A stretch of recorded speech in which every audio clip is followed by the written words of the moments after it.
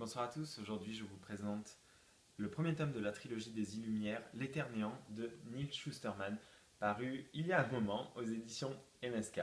Donc en fait c'est l'histoire de Nick et Ali qui ne se connaissent pas du tout, sauf qu'ils sont dans le même accident de voiture et ils se retrouvent plongés dans l'Éternéant, donc un monde qui est entre la vie et le but ultime qui est au-delà de la mort, en fait au fond de la lumière. Voilà, c'est tout ce que je peux vous dire pour être très clair. Dans ce monde-là, donc c'est un petit peu compliqué, tout le monde est enlisé dans le sol, sauf aux endroits morts, donc des endroits où des morts se sont produites dans des circonstances particulières.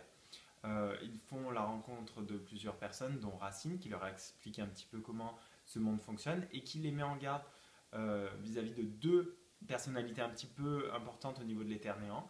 Marie Tour Céleste, qui a écrit depuis des dizaines et des dizaines d'années des bouquins sur l'Éternéant, sur la façon d'y vivre, et comment se trouver une raison de vivre après la mort en quelque sorte, et le McGill qui est un monstre terrifiant qui gouverne plus ou moins sa partie de l'Éternéant. Voilà.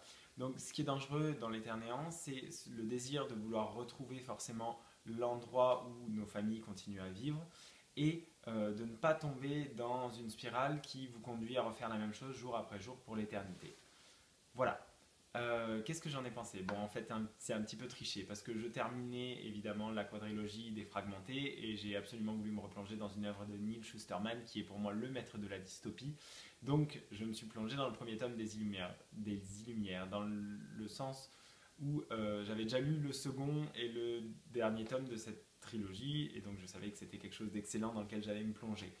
J'adore l'écriture de Schusterman qui est absolument fluide, hein. Tout le monde peut se régaler. Ces personnages qui sont très complexes et pour des adolescents c'est vraiment quelque chose de chouette parce que c'est pas du tout linéaire et pourtant tout se recoupe à la fin, donc je trouve que c'est un génie ce type et l'histoire, enfin son imagination elle est débordante, on a envie de croire à un monde pareil même si c'est un petit peu effrayant. Donc du début à la fin c'est le top. Autant Ali est un personnage très terre à terre qui est pas très agréable en soi, autant on aime beaucoup la suivre parce qu'elle pose les bonnes questions, les questions qui dérangent. Euh, Alors que Nick, c'est le héros par excellence qui suit une évolution géniale entre petit garçon et justement figure emblématique de l'éternel. Donc je me suis régalé, c'est trop génial et cette trilogie des Illumières, pour l'avoir lue en entier, je ne peux que vous la conseiller, elle est superbe et franchement, mais qu'est-ce qu'ils attendent pour la sortir en film parce que là, ça enverrait du lourd. Donc voilà, c'est l'Éternéant, c'est le premier tome de la trilogie des Illumières et c'est de Neil Schusterman. Si vous ne connaissez pas l'auteur, il est temps de se réveiller. Et moi je vous dis à bientôt pour un prochain Vlogueo. Bye.